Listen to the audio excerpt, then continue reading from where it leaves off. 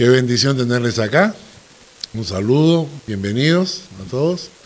Antes de empezar con la prédica, quiero pasarles un videito, porque en diciembre hicimos un proyecto de juntar 1.000 francos y llegamos a juntar 1.300 francos para este proyecto de mujeres abandonadas en Chorrillos, niños de escasos recursos en la zona de Chorrillos, en un asentamiento humano que hay por ahí. Y llegamos a mandar el dinero, llegamos a mandar 5.000 soles, más o menos, y ellos nos han mandado unos videos, unas fotos que quiero que lo vean.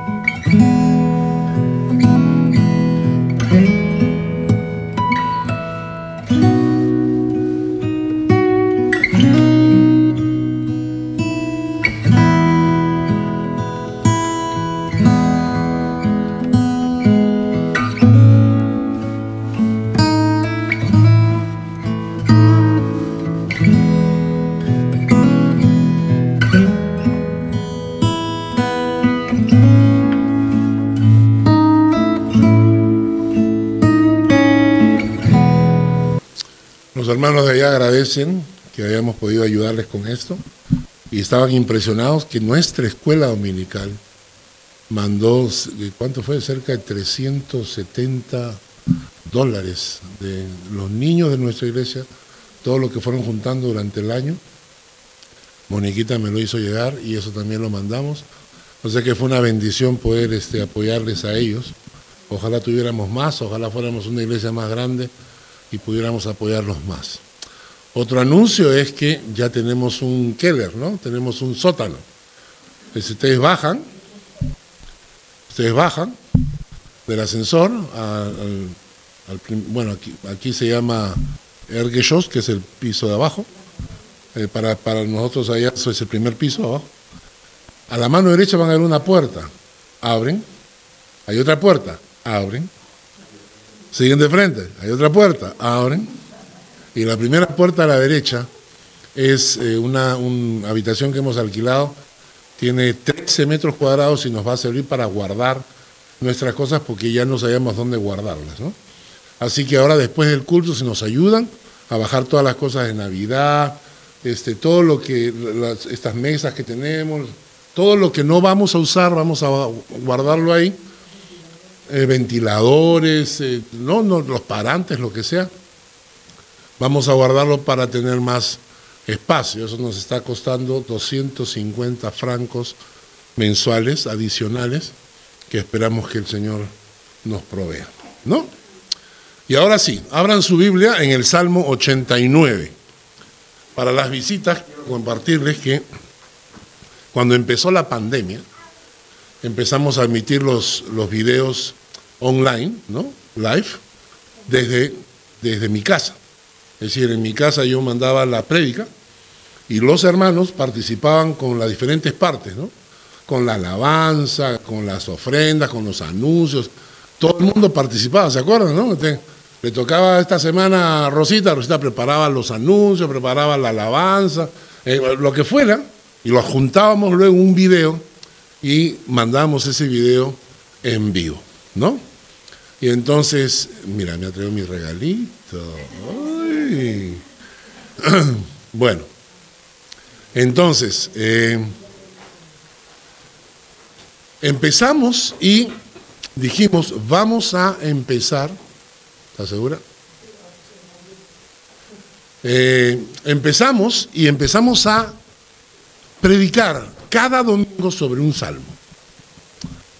Hemos estado predicando todos los salmos, sin pasar ninguno, porque a veces los pastores quieren predicar de los salmos, pero seleccionan algunos, son más bonitos que otros, ¿no?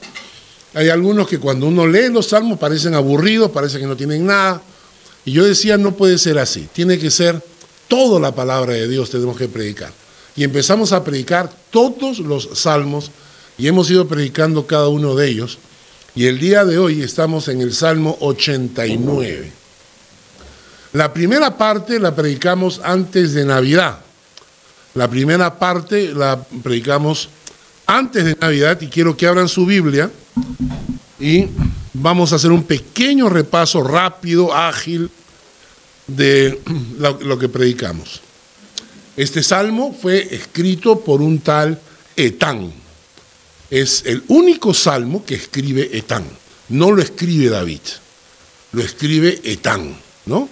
Es el único salmo que escribe Etán. Y Etán es considerado una persona muy sabia, tanto que comparan a Salomón y dicen que Salomón era tan sabio y un poco más que Etán, o sea que Etán era considerado un hombre sabio en esa época. Y Etán escribe este salmo hablando acerca de un pacto entre Dios y David, ¿ya? La primera prédica tocamos los versículos 1 y 2, no, uno nomás, versículo 1, ¿no? 1 y 2, ok. Y entonces dijimos, las misericordias de Jehová cantaré perpetuamente, de generación en generación haré notoria tu fidelidad con mi boca. Lo que mencionamos acá era que este hombre sabio, conocedor de las cosas de Dios, quiere hacer dos cosas. Quiere ser un cantor, que quiere cantarle a Dios. Hablamos de que el canto relaja, que nosotros mismos cuando escuchamos música nos relajamos, ¿no? Inclusive una buena música va como parte del movimiento corporal, ¿no? Si te ponen una buena música, tú al ratito ya estás, ¿no? Y te van, ¿por qué? porque la música llega hasta el alma, ¿no? Y entonces, imagínense lo que es cantarle al Señor. Etán nos dice entonces que él quiere ser un cantor de las misericordias de Dios. Pero también dice que Etán, en el siguiente versículo dice, de generación en generación haré notoria tu fidelidad con mi boca. La segunda cosa que quiere hacer Etán es transmitir de generación en generación la palabra de Dios. Y hablamos que esto no era algo especial, sino que es una orden de Dios, que se nos dice que debemos instruir a nuestros hijos en los caminos del Señor, que es una obligación de parte de nosotros, porque si no lo hacemos, el diablo se los come vivos. Nosotros estamos escuchando estas noticias de lo que está pasando en el mundo, de la degeneración que está ocurriendo en el mundo actual, y mucha gente dice, no, yo quiero dejar que mis hijos crezcan y cuando sean adultos escojan. Y claro, durante toda su infancia, el diablo lo está alimentando, lo está alimentando, lo está alimentando. Cuando llega adulto, ese niño no quiere saber nada del Señor porque ya el diablo le comió la cabeza.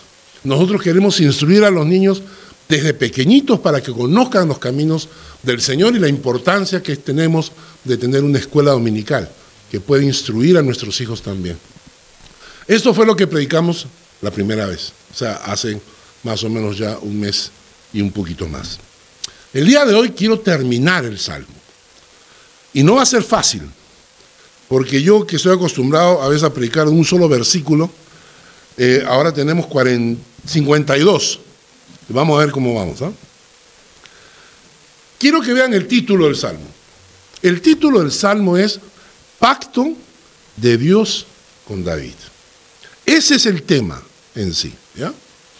Y ahora lo que viene a continuación son tres partes. Son tres partes. La primera, antes de hablar del pacto, Etán quiere hablar del Dios de ese pacto. O sea, los primeros versículos que vamos a leer, Etán nos presenta al Dios de los pactos, que suponemos debe ser el Dios nuestro también, ¿no? La primera parte es esa, el Dios de los pactos.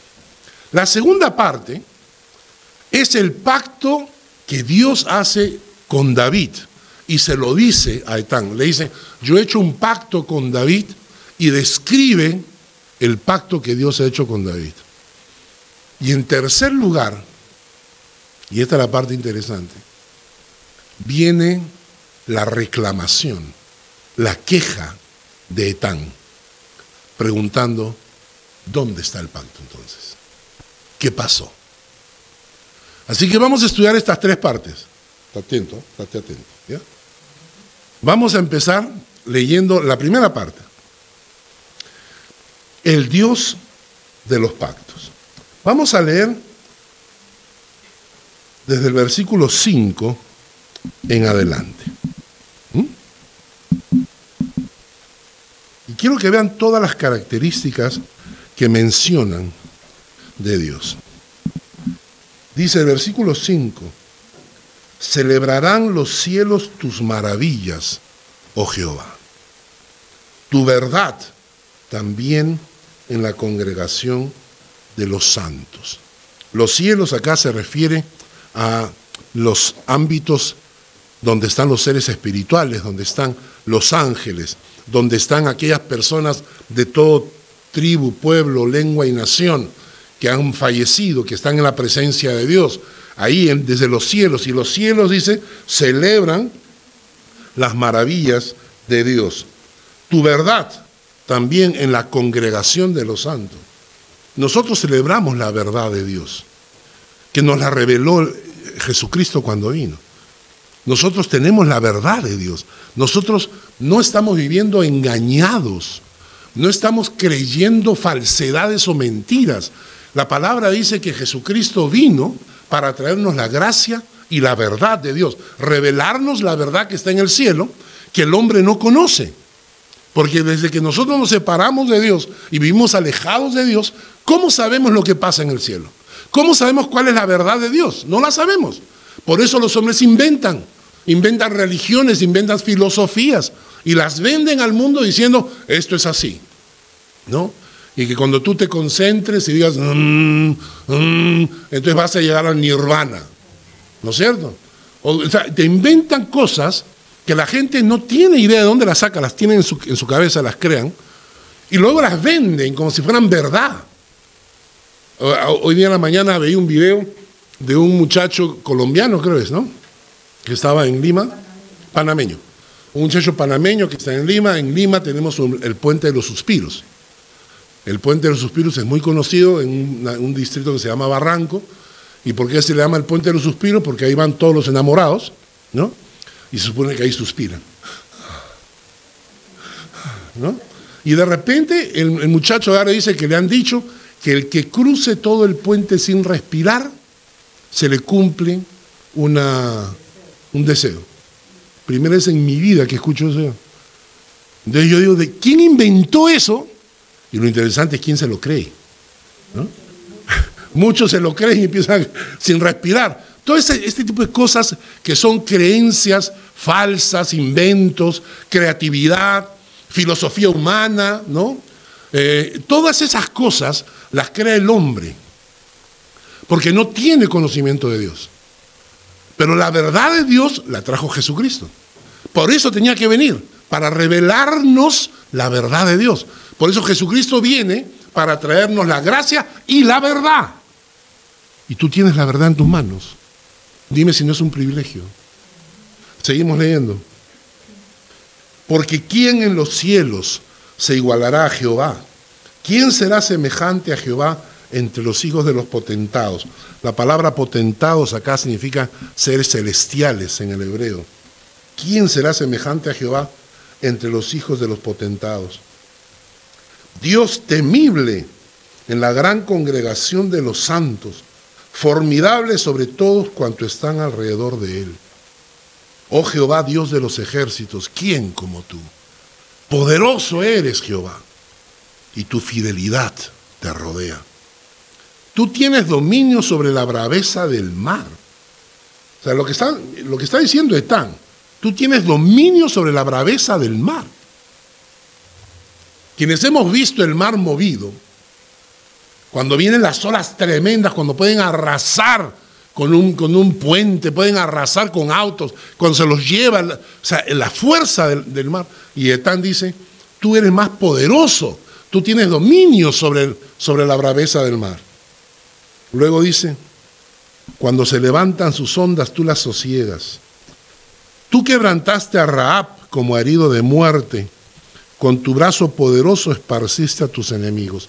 Rahab acá no es la prostituta. Rahab era una imagen de un monstruo. En algunos textos la traducen como monstruo marino, pero era una ilustración de Egipto. Era una imagen de Egipto. Cuando dice tú quebrantaste a Rahab, está diciendo que él quebrantó a Egipto. Tuyos son los cielos, tuya también la tierra. Yo no sé si a veces entendemos lo que estamos hablando. Del Dios que nosotros tenemos. ¿De quién es este iPad? Tuyo. O sea, ¿qué significa eso? ¿Se lo puedo quitar? Si me lo llevo estoy robando, ¿no? ¿Cierto? Yo tengo un auto y si alguien viene y me dice, este es mi auto, le digo, no, es mi auto. Es mi auto. No, yo quiero llevármelo. No, es mi auto. La palabra dice que Dios es el dueño de este planeta, el dueño de este universo. Él es dueño, propietario. No estamos hablando de que Él nos lo regaló, no. Él sigue siendo propietario, ¿no? Y seguimos. El norte, el sur, versículo 12. El norte y el sur tú los creaste. Versículo 13, tuyo es el brazo potente, fuerte es tu mano, exaltada tu diestra. Justicia y juicio son el cimiento de tu trono. Misericordia y verdad van delante de tu rostro. Qué bonito, qué bonito. ¿Ok? Entonces, Etán lo que va a hacer ahora es lo siguiente. Primero nos presenta al Dios de los pactos y nos dice, mira este Dios. Dios formidable, Dios poderoso, Dios creador, Dios propietario, Dios fiel. Ese es el Dios de los pactos. Y ahora Vamos a entrar a la segunda parte. Ahora Etán nos cuenta algo que le pasó, que Dios le reveló a él que Dios había hecho un pacto con David. Seguimos. Versículo 19. Entonces hablaste en visión a tu santo. Está hablando de él mismo. Entonces hablaste en visión a tu santo y dijiste: he puesto el socorro sobre uno que es poderoso. He exaltado a un escogido de mi pueblo. Hallé a David, mi siervo, lo ungí con mi santa unción. ¿Ok? Entonces Dios le está revelando a Etán que Dios ha encontrado a David y que a David, dice, lo ha escogido y lo ha ungido como rey, ¿no? Miren el pacto que Dios ha hecho con David, que se lo revela a Etán. Mi mano estará siempre con él. Mi brazo también lo fortalecerá. No lo sorprenderá el enemigo, ni hijo de iniquidad lo quebrantará, sino que quebrantará delante de él a sus enemigos, y heriré a los que le aborrecen. Mi verdad y mi misericordia estarán con él. En mi nombre será exaltado su poder. Asimismo pondré su mano sobre el mar y sobre los ríos su diestra. Él me clamará: mi Padre eres tú, mi Dios y la roca de mi salvación. Y yo también lo pondré por primogénito, el más excelso de los reyes de la tierra. Para siempre conservaré mi misericordia, y mi pacto será firme con él. Pondré su descendencia para siempre, y su trono como los días de los cielos. Yo quisiera un pacto así. Que Dios haga un pacto de este tipo conmigo. Usted te imaginas, o sea, tú te sientes en la gloria, ¿no? Mira, no lo sorprenderá el enemigo, mi mano estará siempre con él. Mi brazo también lo fortalecerá. No lo sorprenderá el enemigo. Mi verdad y mi misericordia estarán con él. En mi nombre será exaltado su poder. Pondré su mano sobre el mar, sobre los ríos. Será excelso, más excelso de los reyes de la tierra. Siempre le conservaré mi misericordia. Mi pacto será firme con él. ¡Wow! ¿Lindo o no? ¿Y qué pasó?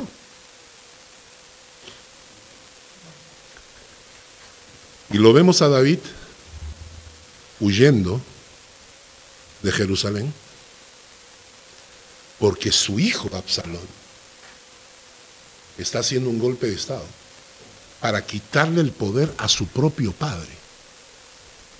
Y eso significaba que cuando él tomara el poder tenía que matar a su padre, porque no podían haber dos reyes. ¿Y todo por qué? Porque tiempo atrás la hermana de Absalón fue violada por un medio hermano, y David, como tenía rabo de paja por su problema con Betsabé, no puso mano firme, sino que se cayó. Y entonces Absalón tomó venganza y mató a su medio hermano, y luego Absalón tiene que huir, y luego Absalón se hace fuerte, y luego Absalón decide tomar el reino, el poder. Y cuando viene a tomar el poder, David tiene que huir, y tiene que dejar su trono, y tiene que dejar todo. Y tiene que escapar como un cobarde. En realidad él podía enfrentarse a su hijo, pero no lo iba a hacer. Era su hijo. David prefería morir. David prefería irse, esconderse y dejarle el trono a su hijo. Y esto que pasó en el reino, toda esta corrupción, toda esta cosa que ocurrió, hace que Etán se pregunte. Vamos a leer versículo 38. Mas tú desechaste y menospreciaste a tu ungido. ¿Recuerdan la promesa? Hallé a David mi siervo, lo ungí con mi santa unción, mi mano estará siempre con él, mi brazo también lo fortalecerá. Y ahora Etán dice, mas tú desechaste y menospreciaste a tu ungido. Te has airado con él. Rompiste el pacto de tu siervo. Has profanado su corona hasta la tierra. Aportillaste todos sus vallados, han destruido sus fortalezas, los saquean todos los que pasan por el camino. Es oprobio a sus vecinos. Ha exaltado la diestra de sus enemigos, has alegrado a todos sus adversarios. ¿Recuerdan lo que dijo? Dijo, no lo sorprenderá el enemigo, ni hijo de iniquidad lo quebrantará, sino que quebrantaré delante de él a sus enemigos y heriré a los que te aborrecen. Y ahora Etán dice, has exaltado la diestra de sus enemigos, has alegrado a todos sus adversarios, embotaste a sí mismo el filo de espada y no lo levantaste en la batalla, hiciste cesar su gloria y echaste su trono por tierra. Qué interesante, ¿no? Lo que está haciendo Etán, se está quejando. Lo que está haciendo Etán es, tú hiciste un pacto. ¿Dónde está ese pacto? ¿Qué pasó? ¿Dónde está ese pacto? ¿Por qué no funciona ese pacto? ¿No? Y la verdad, hermanos, es que la vida cristiana tiene diferentes etapas. Épocas, vamos a decirle así. La primera época es la época de las bendiciones. A todos nos ha tocado pasar por eso. Estás orando a Dios y Dios te consigue un trabajo, pero excelente, ¿no? Estás pidiendo por tus hijos que ingresen a la universidad y ingresan a la universidad. Y necesitas pagar unas cuentas y aparece alguien y ¡plin! Te cae con un dinero que te ayuda a pagar las cuentas. Y tienes una empresa que no está yendo bien y oras a Dios y Dios ¡boom! Levanta la empresa. Esas épocas son preciosas, son las épocas de bendición. Nos gusta llegar a la iglesia y yo tengo un testimonio, quiero compartir un testimonio, miren lo que ha pasado, no, el Señor me ha sanado, yo estaba mal, estaba caído, enfermo, me puse a orar y el Señor, no. Esas épocas son las épocas de bendición. Hay una segunda parte, que son las épocas de reposo. Esas son las épocas donde no pasa nada, todo está tranquilo, ¿no? Tengo un trabajo, me va yendo bien, los chicos están yendo bien, están, ¿no?, avanzando, o sea, la casa la tengo pagada, cubierta, o sea, no hay nada, no hay ningún sobresalto. Son las épocas donde el mar está en calma. Y también son épocas de bendición. Pero ahí yo pregunto entonces, ¿tiene algún testimonio? Y alguien dice, la verdad es que todo está igual, pero no estoy mal. No estamos mal, estamos tranquilos, tenemos suficiente, pero tampoco hay nada imprevisto, o sea, ¿no? Estas épocas también nos toca pasar. Todos hemos pasado épocas así. Hay una tercera época que todos los cristianos pasan. Y es la época de Job. Cuando pierdes todo, cuando te vienen enfermedades. Y Job, que era un varón perfecto, recto, temeroso de Dios y apartado del mal, se pregunta, ¿dónde estás? ¿Qué pasó? Ya lo he dicho varias veces, ¿no? Cuando nos dicen que es la paciencia de Job, y la paciencia le duró 2 capítulos, en capítulo 1 y capítulo 12. Ahí terminó la paciencia de Job. Porque en el primer capítulo, ¿no?, pierde todo, pierde las propiedades, pierde los animales, se le mueren los hijos, ¿no? Y entonces él agarra y ¿qué dice? Jehová dio, Jehová quitó, sea el nombre de Jehová bendito. ¿No es cierto?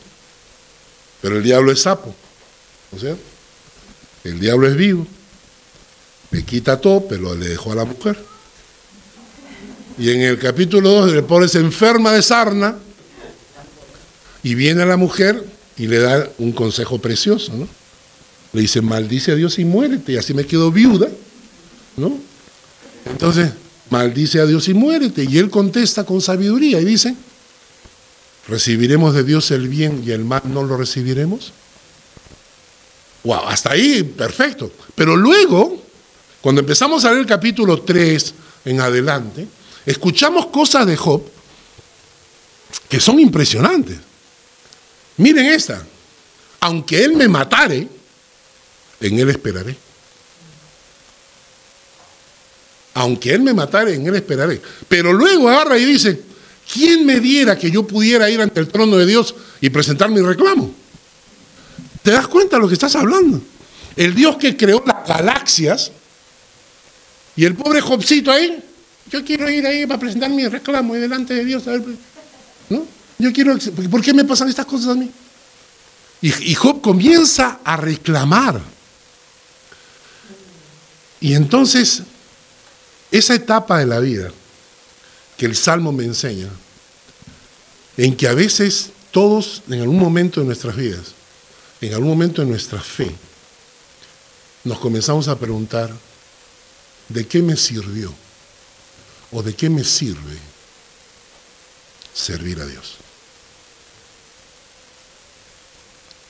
Yo he tratado de obedecer la palabra, yo he tratado de hacer las cosas bien, he tratado de guardar la palabra, he tratado de ser fiel al Señor, con todo, con mis diezmos, ofrendas, con todo he querido ser fiel al Señor.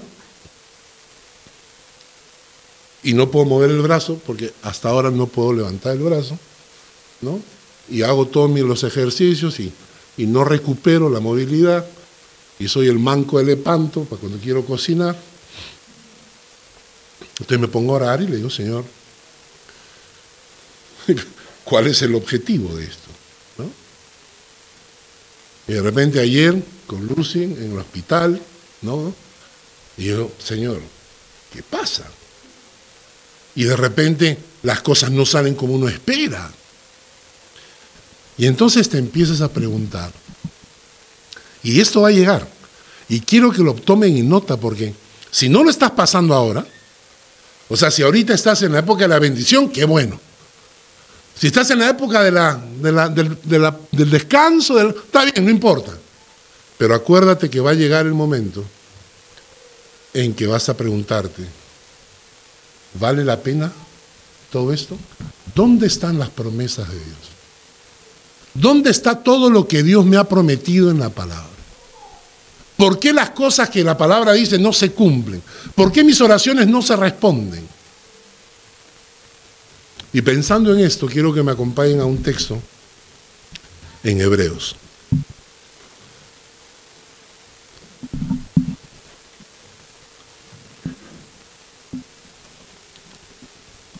Quiero que vayamos a Hebreos, al capítulo 6.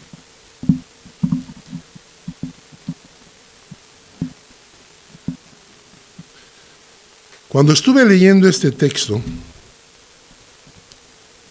creo que tiene la respuesta a lo que estamos buscando. Hebreos 6, desde el versículo 9,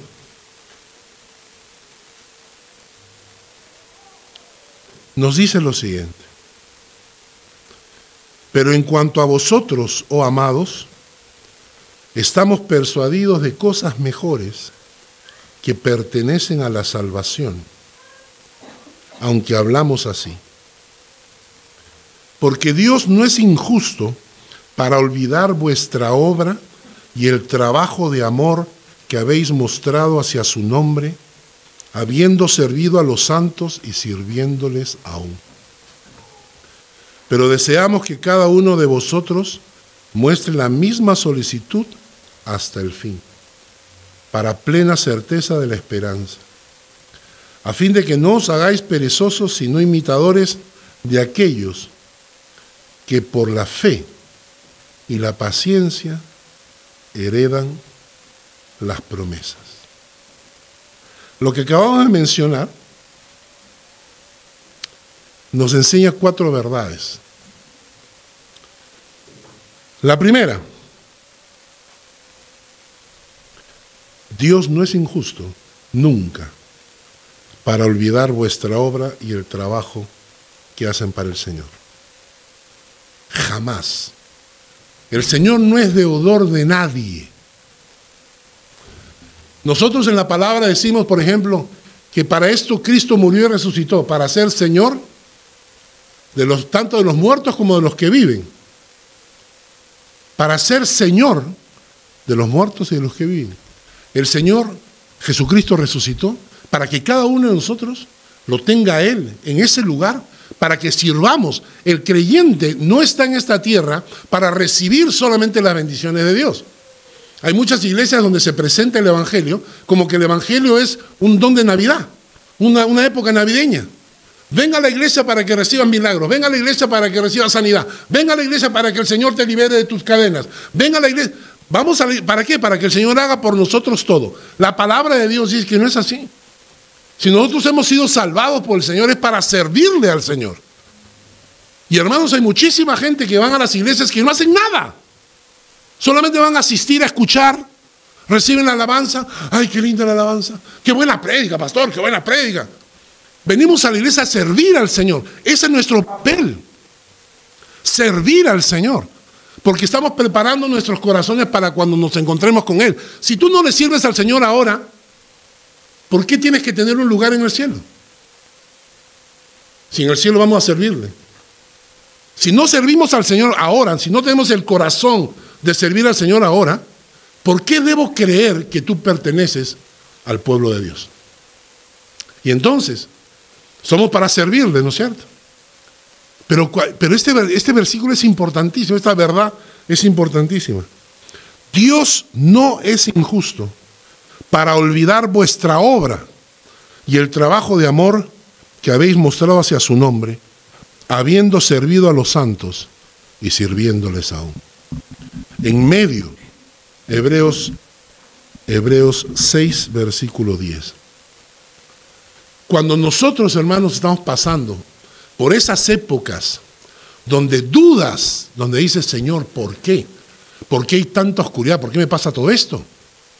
A pesar de que te estoy sirviendo, acuérdate de que Dios no es injusto para olvidar nuestro servicio por amor a Él. Nunca. Él no se olvida. Punto 2. El versículo 11. Pero deseamos que cada uno de vosotros muestre la misma solicitud hasta el fin, para plena certeza de la esperanza. ¿Qué quiere decir eso? Que hay que tener la actitud de servir a Dios hasta el fin, no importa lo que me toque. Hoy día me mandaron un pensamiento que decía, si estoy enfermo, serviré al Señor. Si estoy deprimido, serviré al Señor. Si estoy angustiado, serviré al Señor. ¿No? Interesante es este texto que dice, deseamos que cada uno de vosotros muestre la misma solicitud hasta el fin. Servir al Señor a pesar de que todo esté siguiendo mal. Seguir sirviendo al Señor hasta el fin. ¿No? La tercera cosa que hay que entender es que la Biblia está llena de promesas para los que sirven a Dios. Voy a leerles algunos textos bíblicos. Colosenses 3, 23 y 24. Todo lo que hagáis, hacedlo de corazón como para el Señor y no para los hombres, sabiendo que del Señor recibiréis la recompensa de la herencia, porque a Cristo el Señor servís. 1 Corintios 15, 58. Así que, hermanos míos, estad firmes y constantes, creciendo en la obra del Señor siempre, sabiendo que vuestro trabajo en el Señor no es en vano. Gálatas 6:9. No nos cansemos pues de hacer bien, porque a su tiempo segaremos si no desmayamos. Mateo 25:21. Y su Señor le dijo: ven, buen siervo y fiel. Sobre poco has sido fiel, sobre mucho te pondré. Entra en el gozo de tu Señor. Así que la Biblia está llena de promesas para los que sirven al Señor. A pesar de que las cosas vayan mal, a pesar de que dudes de los pactos de Dios, a pesar de que dudes de que Dios no te escucha, no te responde, a pesar de todo, hay promesas para los que sirven a Dios. Y ahora viene el versículo clave, el versículo 12, la cuarta verdad. A fin de que no os hagáis perezosos, sino imitadores de aquellos que por la fe y la paciencia heredan las promesas. ¿Cuáles son los dos factores que hacen que heredemos todas estas promesas que hemos hablado? La fe y la paciencia. La fe significa que tú sigues creyendo en el Señor a pesar de la adversidad. A pesar de que todo no va como bien, la fe significa: Señor, yo sigo creyendo en ti, sigo confiando en ti. A pesar de que parece como que estoy caminando en contra de la corriente, Señor, yo sigo creyendo en ti, sigo confiando en ti. Y la segunda cosa, la paciencia, para poder esperar. ¿Hasta cuándo? Hasta cuando heredamos sus promesas. Cuando yo estudiaba este pasaje, estaba diciendo que a veces en nuestras vidas, cuando veamos que todo va mal, debemos orar a Dios y decirle: Señor, que mi fe no falte y que tenga la paciencia para soportar. Y yo estaba orando al Señor en estos días así. Le estaba orando al Señor, ¿no? Y les voy a confesar algunas cosas, ¿no? Estaba orando, oramos por Huguito, por su hombro. Ya ahorita termino. Estamos orando por Huguito, por su hombro. Y al domingo siguiente, cuando le pregunté a Hugo cómo estaba, me dijo que estaba peor, que le estaba doliendo más. Y yo tuve un conflicto ahí con el Señor. Yo me fui y le dije: Señor, hemos estado orando por Hugo. Yo esperaba llegar y que me dijera: estoy mejor. Mírame, no, se me está recuperando el hombro. Y resulta que está peor. Yo le dije: ¿qué pasa, Señor? ¿Dónde estás? Janet, Hugo te sirven tanto en la iglesia. ¿No merecen un milagro de sanidad? Y yo entré en esos conflictos orando con Dios. Y es ahí cuando Dios me da este pasaje. Dice que a veces nos toca pasar las épocas de oscuridad. Porque Dios tiene algún plan hasta que heredemos las promesas. Y ese plan hasta que heredemos las promesas solamente se mantiene si tenemos la fe y la paciencia. Y entonces comencé a orar a Dios y decirle: Señor, dales la fe y la paciencia hasta que les muestres tus promesas.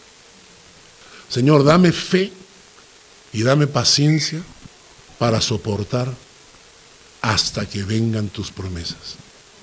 Porque Dios nunca miente en cuanto a sus promesas, Él las cumplirá.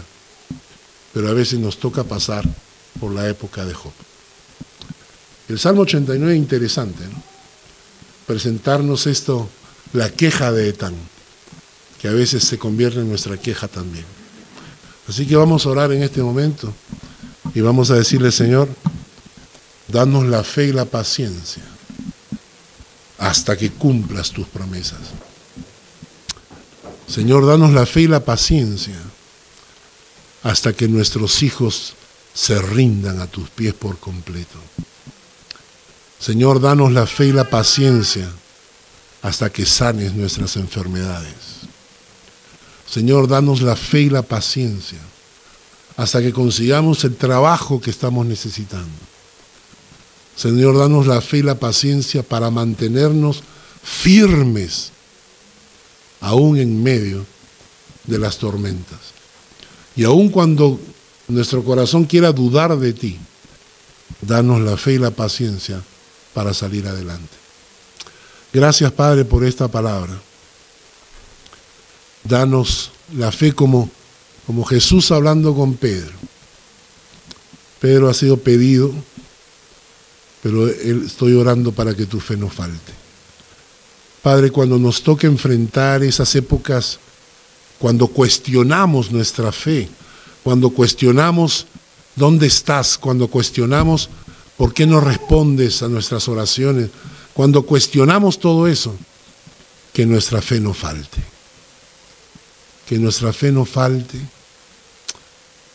y que tengamos la paciencia para seguir soportando hasta que veamos tus promesas cumplirse en nuestras vidas. Gracias, Señor. Bendito sea tu nombre. Amén. Amén. El Señor te bendiga y te guarde. El Señor haga resplandecer su rostro sobre ti y tenga de ti misericordia. El Señor alce sobre ti su rostro y ponga en ti paz.